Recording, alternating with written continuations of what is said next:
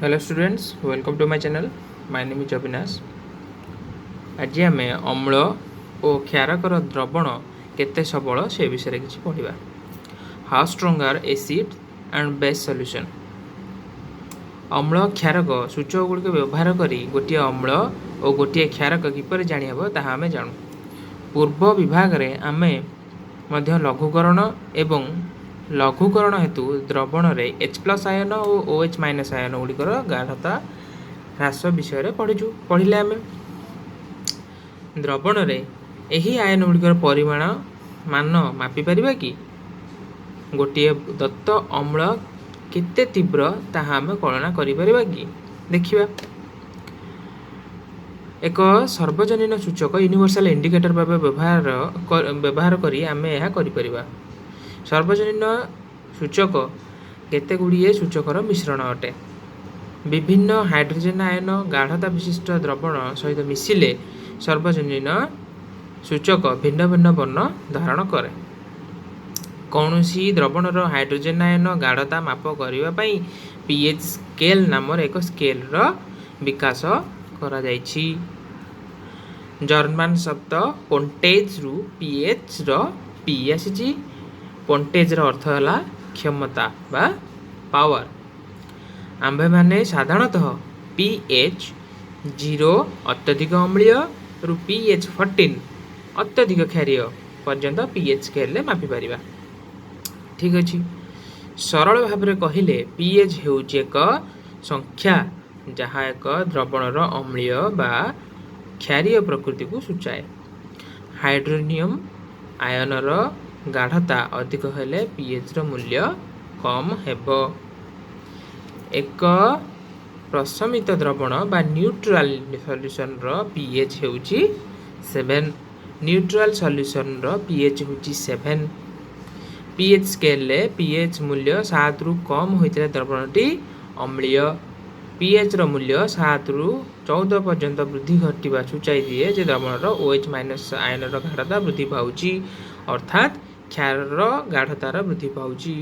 साधारणतः पीएच मापिया पई सार्वजनीन यौगिक सूचक रे पूर्ण होइथबा कागज व्यवहार करा जाए.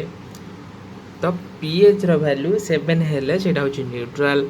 पीएच रो वैल्यू 7 रु कमिले सेटा होछि कोन एसिड. पीएच रो वैल्यू 7 रु अधिक हेले सेटा कोन ना बेस. ठीक अछि. एटा होछि गोटे पीएच स्केल. 7 रु कमिले कोन अम्लीय. 7 रु अधिक हेले OH- रो आयन बढ़ुछि तो एटा होछि क्षारीय. H+ आयन रो गाढ़ता ह्रास पाउछि. H+ आयन रो गाढ़ता वृद्धि पाउछि. H+ aqueous OH- aqueous ion गुड़िकर गाढ़तार परिवर्तन सहित पीएच रो परिवर्तन हेउछि. तब गोटे मु देखौछि फोटो देखो तमे. एटा होछि पीएच स्केल. देखो पीएच स्केल कोन वाटर जोटा कि न्यूट्रल ले अछि. तापरे आस्ते आस्ते आस्ते आस्ते कोन होछि मिल्क ताठू कम. तापरे coffee tomato soda lemon stomach acid battery acid ए सब कोन एसिडिक. तापर 7 रु अधिक जोड़ा ब्लड होछि कोन गोटे base. Egg white base. Stomach tablet base. Ammonium solution base. Soap होछि गोटे बेस. ब्लीच होछि गोटे base. Drain water cleaner base. एपटू को बेस 7 रु कमी गेले कोन ना एसिड. आ गोटे वीडियो देखो आ गोटे एटा कोन कहूछि से सेम जिनस battery stomach acid lemon tomato milk water टा होछि 7 न्यूट्रल ब्लड होछि ड्रेन क्लीनर सेम. एथरे कोन अछि नहीं देखो pure water milk human saliva blood ये गोटे रेंज रासे 7.4 होची ब्लड. हाँ ता तलक आसीज कौन ना मिल्क. ता तलक कौन आसो ना यूरिन. एरा सब एसिडिक. बेसिक रे गले कौन ना एग आसो बेकिंग सोडा आसो मिल्क ऑफ मैग्नीशियम आसो बोराक्स आसो ब्लीच आसो अमोनिया आसो सोडियम हाइड्रोक्साइड आसो. एगुड़ा होची कौन सब बेस गुड़ा. एगुड़ा होची कौन सब एसिड. बेस बोले क्षार एटा होची एसिड बोले अम्ल. ठीक अछि.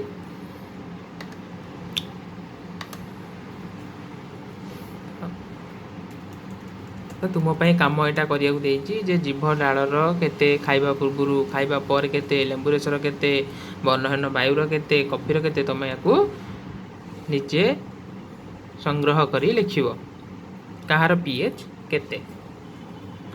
तो पाचन रसर पीएच 1, लेंबु रसर पीएच 2, विशुद्ध जल बा रक्तर पीएच होची 7.4, हाँ milk of magnesia 10, sodium hydroxide 14, एटा होची सब पीएच यार मूल्य। पीएच मूल्य दर्शाए कौन ना तुमर केते सी क्षार बा केते अम्लीय। अम्ल एवं क्षारकर सबलता यथाक्रमे सेगुड़िकर उत्पन्न होता H+ आयन और OH- आयन संख्या उपरे निर्भर करे। जदि आमे समान गाढ़ता विशिष्ट मनकर एक मोलार लेखाए हाइड्रोक्लोरिक एसिड और एसिडिक एसिड नबा तेबे एही एसिड द्वय भिन्न भिन्न परिमाणर हाइड्रोजन आयन उत्पन्न करिथांती।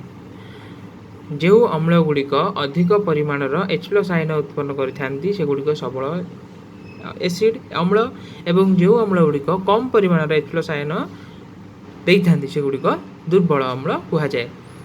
वर्तमान तुम्हें कहीपर कि क्षारक गुड़िक मध्य के गुड़िक दुर्बल क्षारक और के गुड़िक सबल क्षारक। हाँ जे गुड़िक अधिका OH- आयन दिए सेगुड़िक हूँ सबल क्षारक, जे गुड़िक कम मात्रा OH- आयन दिए सेगुड़िक हूँ दुर्बल क्षारक। OH- आयन जी दिए सी हूँ क्षारक, H+ आयन जी दिए सी हूँ अम्ल। दैनंदिन जीवन में पीएच रो गुरुत्व importance of pH in everyday life. उद्भिद और प्राणी मान गुड़िकर पीएच सचेतन कि देखिए आम शरीर पीएच 7.0 रु 7.8 परिसर रे काम करिथाए। जीव और उद्भिद गुड़िक केवल एक संकीर्ण पीएच परिसर रे बंची पारंती। वर्षा जल रे पीएच 5.6 रु कम हो गले ताको अम्ल वर्षा कहा जाए। यही अम्ल वर्षा पानी जिते बड़े बोही जाए नदी रे मिसे नदी जलर पीएच कमी जाए। एपरी नदी रे जलचर जीव मानकर रहिबा कष्टकर होई पड़े। जानिछ कि अन्य ग्रह रे अम्ल शुक्र ग्रह वेनस रे ग्रहर वायुमंडल सल्फ्यूरिक एसिड एक बहलिया धला हलदिया बादल गठित।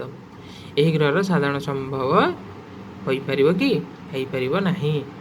तुमर घर पछपट पड़िया माटी रे पीएच केते? उद्भिद सुस्थ अभिवृद्धि पाई एक निर्दिष्ट पीएच परिसर आवश्यक करे। यही पीएच को जानिबा पाई तुमे पड़ियार कौन करिबा विभिन्न स्थान रो माटी संग्रह करी एटा तुम पई काम अछि। एरे वर्णना कविता प्रणाली अनुसार पीएच रो स्थिर कर। माटी संग्रह करिथिबा स्थान गुडी रे केउ उद्भिद बढी परछन्ती ताहा लक्ष्य कर। कौन देछि तुम पई काम रे जे 2 ग्राम माटी परीक्षा नली नब 5 मिनिट जल मिसेब परीक्षा नली भल भाव हल्लाई दियो। परीक्षा नली थी पदार्थ को परिश्रवण कर एवं परीक्षा नली परिशुद्ध द्रवण को संग्रह कर। एक सार्वजनीन सूचक कागज साहाय्य यही परिशुद्ध द्रवण को पीएच स्थिर कर। ठीक अच्छे एटा तुम काम देछि। आमर परिपाक व्यवस्था pH pH in our digestive system. Digestive system रे हमर पीएचटा केमिति काम करूछि गोटे कौतूहलप्रद कथा होछि। हमर पाकस्थली हाइड्रोक्लोरिक एसिड प्रस्तुत करे। यह पाकस्थली रे कौनसी क्षति न करी खाद्य हजम कहबारे सहाय्य करे। हम पाकस्थली रे कोन अछि ना हाइड्रोक्लोरिक एसिड अछि। अजीर्ण समय रे पाकस्थली रे अत्यधिक अम्ल उत्पन्न होइथाय एवं यह पटे जंत्रणा और असुस्थिर कारण हुए। जदि एही जंत्रणा रू उपशम पाइबा पाई लोक माने केतक क्षारक व्यवहार करती। यहाँ प्रति अम्ल बा एंटासिड कहा जाए। आम एंटासिड किणी खाऊे इनो गोटे पी दियो एटा कौन गोटे एंटासिड। एहीपरी एक उपचार प्रस्ताव तुम्हें यही अध्याय रे आरंभ रे निश्चय देथिबो। एही प्रति अम्ल गुड़िक अत्यधिक अम्ल को प्रशमन करती बा न्यूट्रलाइज करती। यही उद्देश्य एक मृदु क्षारक magnesium hydroxide milk of magnesia जोटा अनेक समय व्यवहार करा जाए। एंटासिड कौन milk of magnesia magnesium hydroxide व्यवहार करा जाए। पीएच परिवर्तन दंतक्षयर कारण। पीएच परिवर्तन हेले दंतक्षय हुए। केमती कौन हुए? पाटीर पीएच 5.5 रु कम हो गले दंतक्षय आरंभ होता है। कैल्शियम फॉस्फेट ଗଠିତ ଦାନ୍ତର ବହି ଆବରଣ ବା ଟୁଥ୍ ଏନାମେଲ୍ ଶରୀର ମଧ୍ୟରେ ସବୁଠାରୁ ଶକ୍ତ ପଦାର୍ଥ। ଏହାର ଜଳରେ ଦ୍ରବୀଭୂତ ହୁଏ ନାହିଁ, କିନ୍ତୁ ପାଟିର pH 5.5ରୁ କମ୍ ହେଲେ ଏହା କ୍ଷୟ ଘଟେ। ଖାଇସାରିବା ପରେ ପାଟିରେ ଲାଗି ରହିଥିବା ମିଠା ଜିନିଷ ବା ଖାଦ୍ୟ କଣିକାଟିକୁ ପାଟିର ଜୀବାଣୁ ନିର୍ମୂଳକରଣ କରି ଅମ୍ଳରେ ପରିଣତ କରନ୍ତି। ଏହାର ପ୍ରତିକାର ପାଇଁ ସର୍ବୋତ୍ତମ ଉପାୟ ହେଉଛି ଖାଇସାରିବା ପାଟିକୁ ଭଲ ଭାବେ ଧୋଇଦେବା। ଟୁଥପେଷ୍ଟ ବା ସାଧାରଣତଃ କ୍ଷାରୀୟ ବ୍ୟବହାର କରି ଦାନ୍ତ ଘଷିଲେ ପାଟିର ଅମ୍ଳ କମିଯିବ ଏବଂ ଦନ୍ତ କ୍ଷୟକୁ ନିବାରଣ କରିହେବ। ରାସାୟନିକ ଯୁଦ୍ଧ ଜରିଆରେ ପ୍ରାଣୀ ଓ ଉଦ୍ଭିଦର ଆତ୍ମରକ୍ଷା। କ'ଣ ହେଉଛି ଆତ୍ମରକ୍ଷା? ମହୁମାଛି ତୁମକୁ କେବେ ଦଂଶନ କରିଛି କି?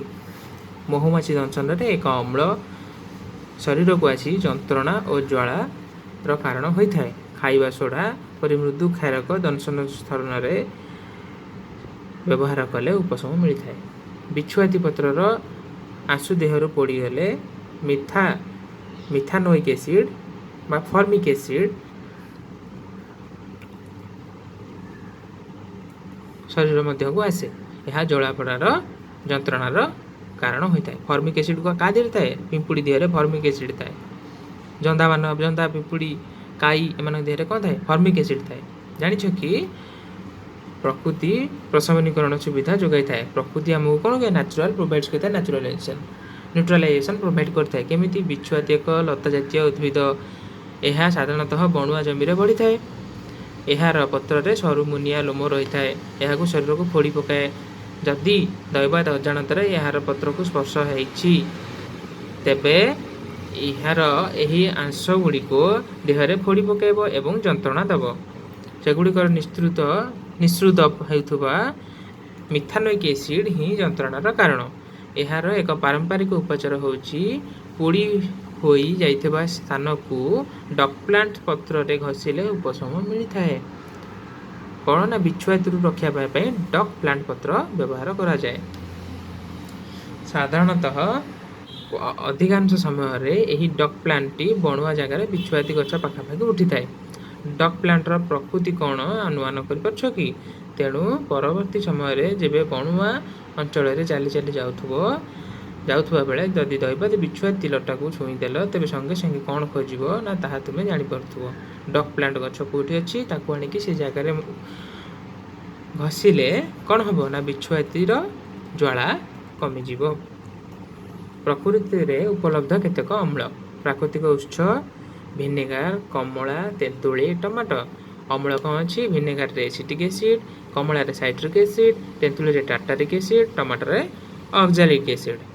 ତାପରେ ଦହିରେ କ'ଣ ଅଛି? ଲାକ୍ଟିକ୍ ଏସିଡ୍, ଲେମ୍ବୁରେ ସାଇଟ୍ରିକ୍ ଏସିଡ୍, ପିମ୍ପୁଡ଼ି ଦଂଶନ ମିଥାନୋଇକ୍ ଏସିଡ୍ ବା ଫର୍ମିକ୍ ଏସିଡ୍, ବିଛୁଆତି ମିଥାନୋଇକ୍ ଏସିଡ୍ ବା ଫର୍ମିକ୍ ଏସିଡ୍।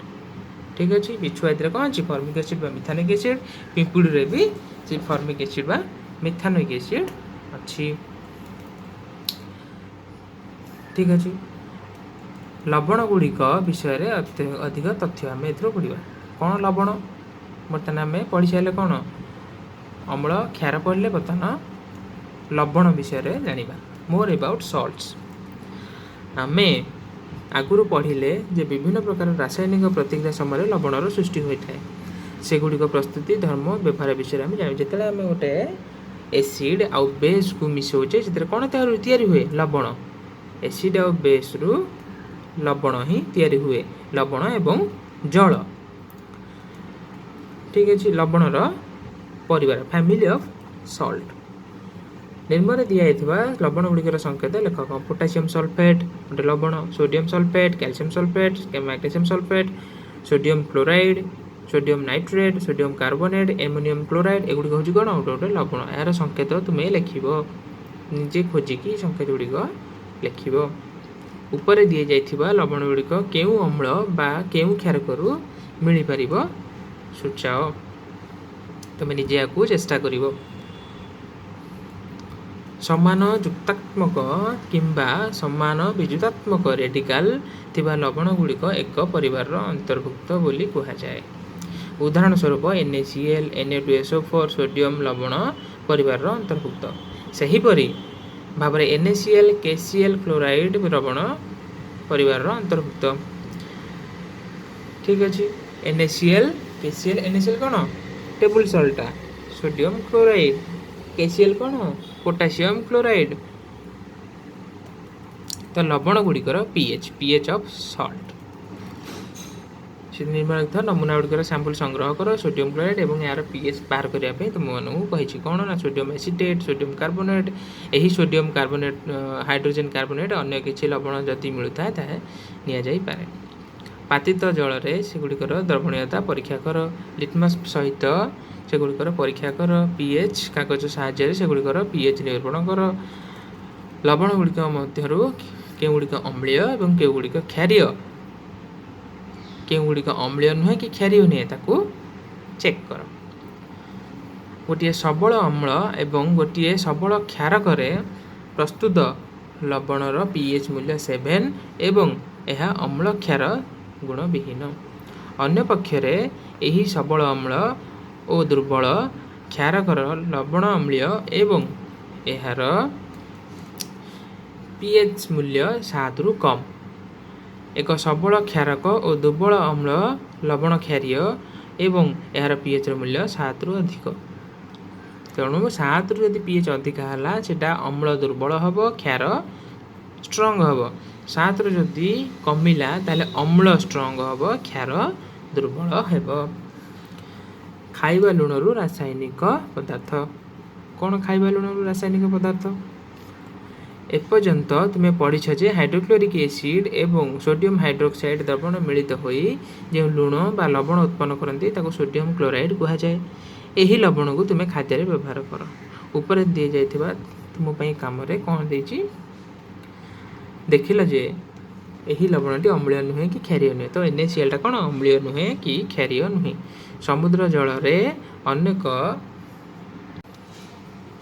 जल अनेक लवण द्रवीभूत हो रही यही लवण गुड़िक मध्य सोडियम क्लोराइड को कौन करवा पृथक कर जाए पृथ्वीर विभिन्न स्थान में कठिन लवण गच्छित हो रही देखा मिले अशुद्धता कारण बृहत स्फटिक गुड़िक अनेक समय बादामी देखा जाए यह कठिन खनिज लवण बा रॉक सॉल्ट कह जाए ठीक अच्छे जोटा कि आम खाऊे कौन बीट लुण रॉक सॉल्ट बहु पुरातन काल में समुद्र गुड़िक सुखी जाए एक कठिन खनिज लवण सज्जा सृष्टि होता कोयला भली खनिज कठिन खनिज को लवण खनि उत्तोलन करा जाए तुम्हें निश्चय महात्मा गांधी दांडी यात्रा दांडी मार्च विषय शुणी आम तुम्हें जानी कि आम स्वाधीनता आंदोलन में सोडियम क्लोराइड यही एक गुरुत्वपूर्ण संकेत थिला खाइबा लुण रासायनिक पदार्थ गुड़िक एक कच्चामाल खाइबा लुणटा रासायनिक पदार्थ गुड़िक गोटे कच्चामाल एहीपरि भाव में मिलुवा खाइबा लुण दैनंदिन जीवन में व्यवहृत होता विभिन्न प्रकार पदार्थ यथा सोडियम हाइड्रोक्साइड खाइबा सोडा धोइबा सोडा ब्लीचिंग पाउडर आहरी अनेक जिन प्रस्तुति एक गुरुत्वपूर्ण कच्चामाल ताले सोडियम क्लोराइडटा हूँ सोडियम हाइड्रोक्साइड सोडियम खाइबा सोडा धोइबा सोडा ब्लीचिंग पाउडर गोटे कच्चामाल बर्तमान देखा किपरि गोटे पदार्थ NaCl को यही समस्त पदार्थ गुड़िक प्रस्तुत करने व्यवहार कर सोडियम हाइड्रोक्साइड केमती व्यवहार कर विद्युत स्रोत को सोडियम क्लोराइड जलीय द्रवण मध्य दे प्रवाहित कराइले सोडियम क्लोराइड विघटन द्वारा सोडियम हाइड्रोक्साइड उत्पन्न हुए यही प्रणाली को क्लोरो अल्काली प्रणाली कह जाए कारण उत्पाद गुड़िक होउछि क्लोरो बा क्लोरीन और अल्काली सोडियम हाइड्रोक्साइड ठीक अच्छे कौन कह जाए ना क्लोरो अल्काली प्रणाली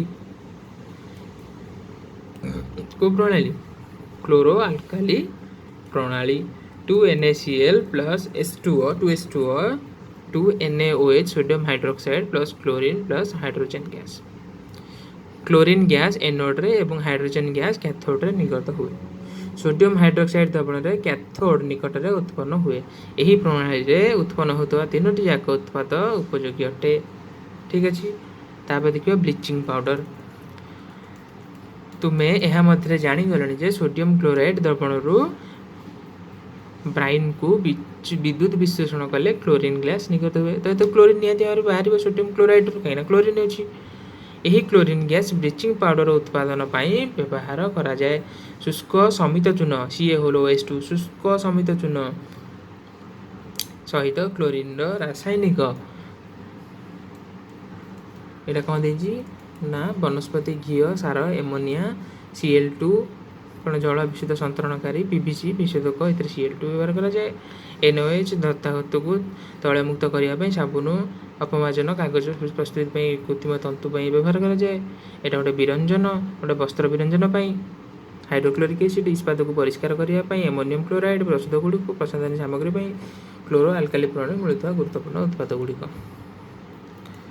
तो प्रतिक्रिया घटी ब्लीचिंग पाउडर उत्पन्न हुए ब्लीचिंग पाउडर को CaOCl2 भाव में लिखा जाए यार प्रकृत संरचना कॉम्बिनेशन आम देखा कौन CaOH2 + Cl2 CaOCl2 + H2O यहाँ मन रखिए सब संकेत गुड़ाक रिएक्शन गुड़ाक मन रखिए ब्लीचिंग पाउडर रिएक्शन कौन पचार क्वेश्चन तो CaOH2 + Cl2 क्लोरीन गैस देवापर कौन बाहर ना CaOCl2 + H2O ब्लीचिंग पाउडर व्यवहार कौन आम समस्त जाने ब्लीचिंग पाउडर व्यवहार कौन कूअरे आम ब्लीचिंग पाउडर पकाचे घरे ब्लीचिंग पाउडर पकईकि सफा करुचे तो गोटे ब्लीचिंग एजेंट गोटे बयन शिल्प में कपासूता बा शण वस्त्र को कागज मंडे काठ मंड को एवं लंड्री रे लुगा सफा विरंजन करने व्यवहार कराए अनेक रासायनिक शिल्प में जारक भाव व्यवहार कराए जीवाणुनाशकारी पदार्थ भाव में पानीय जल को जीवाणुमुक्त करने ब्लीचिंग पाउडर को व्यवहार कराए तापर बेकिंग बा खाइबा सोडा आम कौन पकाचे ना आम चप तैयारी करचे बरा तैयारी करचे कि पकड़ी कले से कौन पकाचे खाइबा सोडा रोषे घरे सुस्वादु मुसुमुचिया पकड़ी तैयारी करने साधारणतः व्यवहार करता खाइबा सोडा हूँ बेकिंग सोडा बा खाइबा सोडा बेले बेले रंधन को द्रुततर बा फास्टर करने व्यवहार कराए केमी ना मटरटा सीझुनी जो सोडा पकईद मटरटा सीझीज शीघ्र तो फास्टर करने कौन है सोडा पकईगला एटा हूँ खाइबा सोडा बा बेकिंग सोडा यही यौगिकर रासायनिक नाम हूँ सोडियम हाइड्रोजेन कार्बोनेट NaHCO3 बा सोडियम बाइकार्बोनेट यहाँ प्रस्तुत करने व्यवहार कर कंचामाल गुड़िक मध्य सोडियम क्लोराइड अन्यतम कौन है sodium chloride baking SODAR NaCl + H2O + Ca2 + NH3 NH4Cl + NaHCO3 sodium bicarbonate ammonium chloride उत्पन्न हुए ठीक अच्छे तो 2NaOH CO3 ताप दबा द्वारा कौन है ना Na2CO3 + H2O + CO2 sodium bicarbonate को जब आम ताप दबा गरम कले कौन हम ना सोडियम कार्बोनेट बाहर H2O बाहर आउ कार्बन डाइऑक्साइड बाहर ताप देले सोडियम हाइड्रोजेन कार्बोनेट बा सोडियम बाइकार्बोनेट घरोई कार्य हाउस होल्ड विभिन्न प्रकार व्यवहार अच्छी सोडियम हाइड्रोजेन कार्बोनेट NaCO3 व्यवहार कौन व्यवहार बेकिंग पाउडर प्रस्तुत baking powder baking soda sodium hydrogen carbonate tartaric acid प्रति मृदु खाद्य उपयोगी अम्लर एक मिश्रण अटे जितेबाला बेकिंग पाउडर को गरम कराए कि जल में मिसा जाए निम्नलिखित रासायनिक प्रतिक्रिया घटे कौन घटे ना NaCO3 + H+ gives CO2 + H2O अम्लर sodium लवण रासायनिक प्रतिक्रिया समय सृष्टि होता कार्बन डाइऑक्साइड पाउरुटी किंबा केक को फुलाई नरम बा सचित्र करता कौन करे ना कार्बन डाइऑक्साइड जो बाहर से कौन करे केक पाउरुटा को फुलाई दिए सोडियम हाइड्रोजेन कार्बोनेट प्रति अम्ल गुड़िक एक उपादान अटे क्षारीय होता हेतु एक पाकस्थली अधिक अम्ल को प्रशमन करे एवं जंत्रणा उपशम दिए यह सोढ़ा अम्ल अग्नि निर्वापक यंत्र रे व्यवहार कराए अग्नि फायर एक्सटिंग्विशर व्यवहार कराए तापर खाइबा सोडा वाशिंग सोडा धोइबा सोडा सोडियम क्लोराइड रु मिलुवा अन्य एक रासायनिक उपादान हूँ Na2CO3 10H2O जोटा कि लुगा धुआ सोडा सर्फ एक्सेल पड़े ब्लीचिंग सर्फ एक्सेल विभिन्न प्रकार जो आमर आसूसी धोइबा सोडा से भितर पड़े तुम्हें जान कि कौन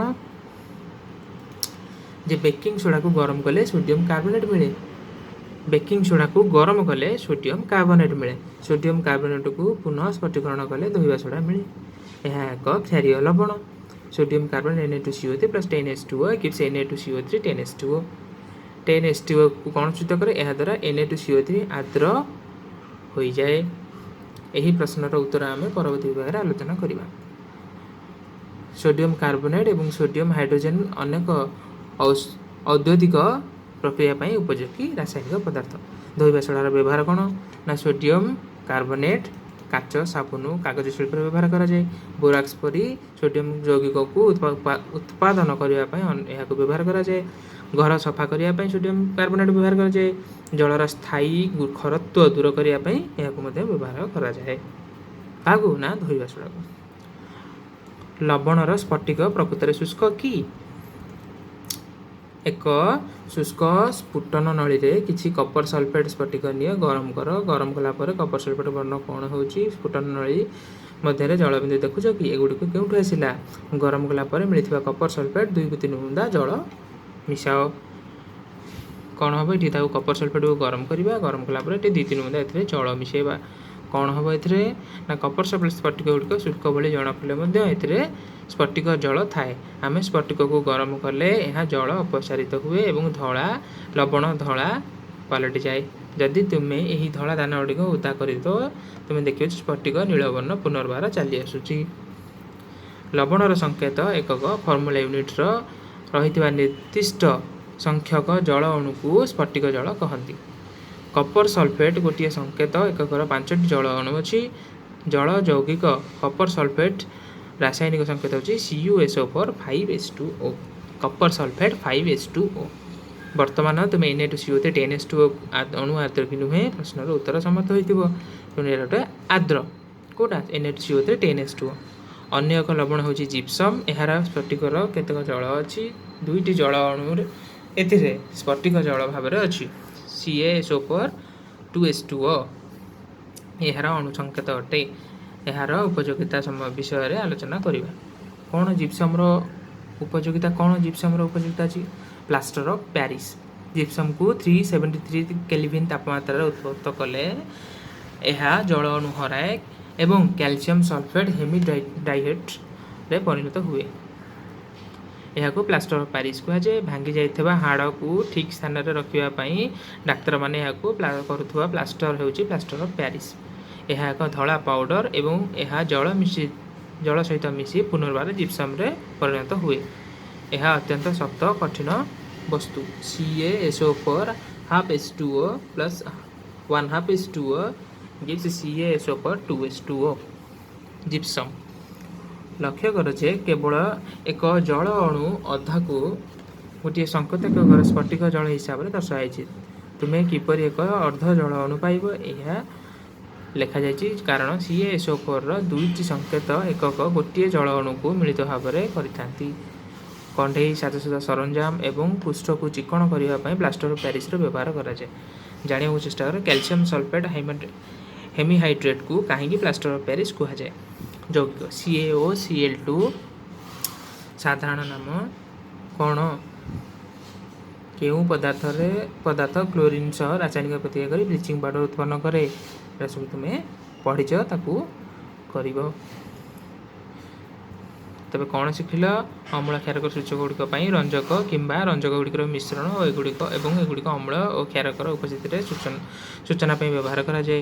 ଗୋଟିଏ ପଦାର୍ଥର ଅମ୍ଳୀୟ ପ୍ରକୃତି ତାହାର ଦ୍ରବଣରେ H+ ଆୟନଗୁଡ଼ିକ ସୃଷ୍ଟି ହେଉଥିବା ବେଳେ ଦ୍ରବଣରେ OH- ଆୟନଗୁଡ଼ିକ ସୃଷ୍ଟି ପଦାର୍ଥର କ୍ଷାରୀୟ ପ୍ରକୃତି ବୋଲି କୁହାଯାଏ। ଅମ୍ଳଟା ହେଉଛି କ'ଣ? H+ ଆୟନ, କ୍ଷାରୀୟଟା ହେଉଛି OH- ଆୟନ। ଗୋଟିଏ ଅମ୍ଳ ଗୋଟିଏ ଧାତୁ ସହିତ ରାସାୟନିକ ପ୍ରତିକ୍ରିୟା କରି ହାଇଡ୍ରୋଜେନ୍ ଗ୍ୟାସ୍ ନିର୍ଗତ କରେ, ସଙ୍ଗେ ସଙ୍ଗେ ଏହାକୁ ଅନୁରୂପ ଲବଣ ସୃଷ୍ଟି କରେ। ଗୋଟିଏ କ୍ଷାରକ ଏକ ଧାତୁ ସହିତ ରାସାୟନିକ ପ୍ରତିକ୍ରିୟା କଲେ ହାଇଡ୍ରୋଜେନ୍ ଗ୍ୟାସ୍ ନିର୍ଗତ ହୁଏ କିମ୍ବା ସଙ୍ଗେ ସଙ୍ଗେ ଏହା ଲବଣ ସୃଷ୍ଟି କରେ। ଏହା ଏକ ବିଦ୍ୟୁତାତ୍ମକ ଆୟନ ଧାତୁ ଓ ଅକ୍ସିଜେନ୍କୁ ନେଇ ଗଠିତ ହୋଇଥାଏ। ଗୋଟିଏ ଅମ୍ଳ ଗୋଟିଏ ଧାତୁ କାର୍ବୋନେଟ୍ କିମ୍ବା ଧାତୁ ହାଇଡ୍ରୋଜେନ୍ କାର୍ବୋନେଟ୍ ସହିତ ରାସାୟନିକ ପ୍ରତିକ୍ରିୟା କଲେ ଅନୁରୂପ ଲବଣ ଓ କାର୍ବନ ଡାଇଅକ୍ସାଇଡ୍ ଜଳ ଉତ୍ପନ୍ନ ହୁଏ। ଅମ୍ଳ ଓ କ୍ଷାରକର ଲବଣ ଜଳୀୟ ଲବଣରେ ବିଦ୍ୟୁତ୍ ପ୍ରବାହିତ କଲେ କାରଣ ସେଗୁଡ଼ିକ ଜଳରେ ଯଥାକ୍ରମେ ହାଇଡ୍ରୋଜେନ୍ ଓ ହାଇଡ୍ରୋକ୍ସାଇଡ୍ ଆୟନ ସୃଷ୍ଟି କରନ୍ତି। ଗୋଟିଏ ଅମ୍ଳ କିମ୍ବା ଗୋଟିଏ କ୍ଷାରର ତୀବ୍ରତା ଏକ pH ସ୍କେଲ୍ 0 to 14ରୁ ଆମେ ମାପିଥାଉ। ଯଦି pHଟା 7 ଥାଏ ତାହେଲେ ନ୍ୟୁଟ୍ରାଲ୍, pHଟା ଯଦି 7ରୁ କମ୍ ଅଛି ତାହେଲେ ଏଇଟା ଯେଉଁ ଏସିଡ୍, pH ଯଦି 7ରୁ ଅଧିକା ଅଛି ସେଇଟା ହେଉଛି ବେସ୍। ଠିକ୍ ଅଛି। ସଜୀବଗୁଡ଼ିକ ସେମାନଙ୍କର ଉପାପଚୟୀ କାର୍ଯ୍ୟକଳାପ ଓ ଅନୁକୂଳାତ୍ମକ pH ପରିସର ମଧ୍ୟରେ ସମ୍ପାଦନ କରନ୍ତି। ଗାଢ଼ ଅମ୍ଳ କିମ୍ବା ଗାଢ଼ କ୍ଷାରକୁ ଜଳରେ ମିଶାଇବା ଏକ ଅତି ତାପ ଉତ୍ପାଦୀ ପ୍ରତିକ୍ରିୟା। ଅମ୍ଳକୁ ପାଣିରେ ମିଶାଇବା ଗୋଟେ ତାପ ଉତ୍ପାଦୀ ପ୍ରତିକ୍ରିୟା। अम्ल क्षारक गुड़िक परस्पर सहित अनुरूप प्रशमित कर अनुरूप लवण और जल सृष्टि करती। स्फटिक अवस्था लवण प्रत्येक संकेत एकक सहित निर्दिष्ट संख्यक जल अणुर रासायनिक संयुक्ति घटी थाए। यही जल अणु हूँ स्फटिक जल। लवण गुड़ी को दैनंदिन जीवन में आम शिल्प उद्योग क्षेत्र में व्यवहार कर तेणु आम एसिड बेस एंड सल्टर जहाँ सब पढ़ले ठीक अच्छे। यदि किसी डाउट आसमेंट सेक्शन में पचार। Thank you.